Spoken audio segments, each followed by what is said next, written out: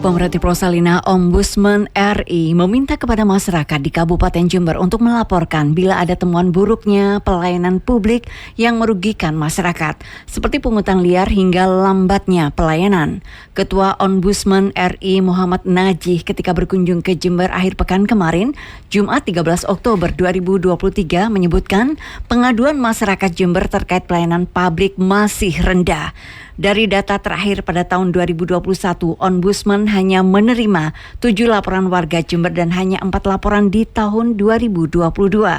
Najih sendiri tidak menyalahkan rendahnya pengaduan ini karena masyarakat dinilai masih belum memahami betul fungsi Ombudsman. Padahal masyarakat bisa langsung membuat laporan dengan berkirim surat agar Ombudsman bisa melakukan evaluasi hingga peringatan kepada instansi pemerintah terkait. Dari data secara nasional, masyarakat banyak yang masih datang langsung ke Ombudsman untuk mengadu. Namun khusus di Jawa Timur katanya sudah mulai banyak yang mengadu lewat surat. Ketika ditanya perihal kualitas pelayanan di Jember, ia mengatakan sebagian besar persoalan buruknya pelayanan publik di birokrasi terjadi karena rendahnya SDM sehingga kurangnya dukungan fasilitas yang memadai.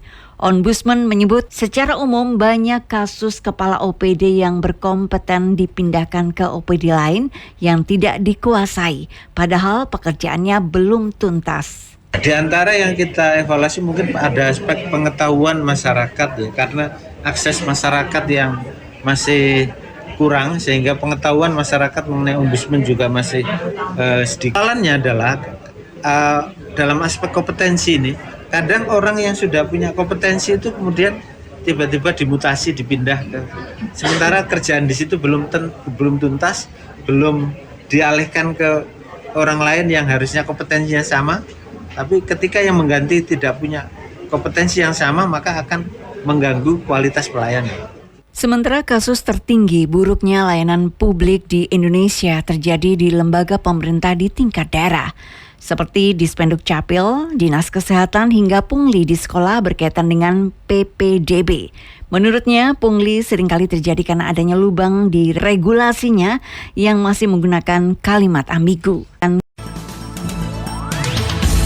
Prosalina Stereo.